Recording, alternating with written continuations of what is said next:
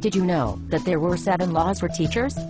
They actually have a book written about it, and students have to read it, and even write reports about this book. You mean that teachers have laws? I thought that teachers were the ones who made the rules and the students had to follow them. That's so cool. 7 laws, huh? Yes, and the first law says that teachers have to know what they are teaching. I know I've had some teachers who got up and acted like they knew, but they weren't fooling anyone. They barely knew. And guess what? The students knew that the teacher was just trying to bluff his way through the material.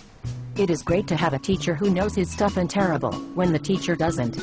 It can get really boring really fast. And it's embarrassing for the teacher and the students. So, what are the rest of the laws? Well, Law 2 says that the learner is the one who pays attention to the lesson. Guess that means that if no one is paying attention, then no one is learning. So, the teacher shouldn't even begin until the learner aren't listening. Yeah, I've had a teacher just stand up in front and watch a class until the students realized that they were talking and talking and talking, and then some kids got quiet, and then others got quiet. Finally, on 1 or 2 people were still talking, and the teacher was waiting to begin. It was kind of embarrassing for the student who was the last one talking. I guess I don't have to ask who the last person was who was talking? No, you don't need to ask.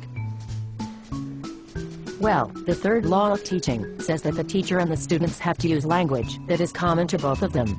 Have you ever had a teacher use such big words that you had no idea what she was talking about? I sure did. Then I just started doodling on my paper. The teacher thought I was taking notes. Then I started thinking about other stuff. Did that ever happen to you? Yeah, I just sort of slip into a trance with my eyes open. The teacher thinks I'm listening, but I'm really just planning the rest of my day, or thinking about what we did last night. I don't even want to hear about what you did last night. Do you want to hear about the 4th law of teaching? Sure, why not? We have to learn this stuff for a test or something, don't we? Yes, we do. So, the 4th law of teaching says that if a new truth is to be learned, it must be linked with something that the students already know. That's why when we are learning new vocabulary words, it helps to make connections with the words that we already understand. That's what I tried to do in Hebrew and Greek class, but it was still hard. Of course, learning something new is going to be hard, but the 5th law says that the teacher has to arouse the student's mind, so he wants to learn. Arouse? It sure is hard to get aroused about some of the things we have to learn in college. Who is ever going to need to know about some of this stuff anyway? Well, maybe the teacher needs to give the students a reason for wanting to learn the stuff. Anyway, the 6th rule is all about the student.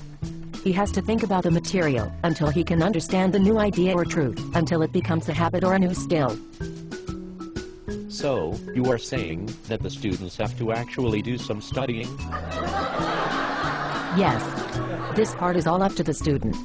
And the last law of teaching is the part most students really hate the most. If you haven't already guessed, the 7th law is all about testing. It is the test and proof that teaching was done and learning was learned. But before the test comes reviewing, all of that comes before the testing. And here is the part that most students don't know. A teacher, a good teacher anyway, sees the test not just as a way to give a student a grade, but as a way to evaluate his own teaching. If a lot of students miss a certain point, then a good teacher usually has to rethink about the way he taught that part of the lesson. So, teachers have rules for teaching and someone called them the 7 laws. Who was this guy? Well, the man who first thought up all of these laws was John Milton Gregory. He lived in the 1800s, and you can read all about his laws at the website BibleTeacher.org. Well, maybe I will look it up, if it will help me get a better grade in this class. Well, at least now you know something about the 7 laws of teaching. I'm sure we'll all be hearing more about it in this semester. Goodbye. Goodbye.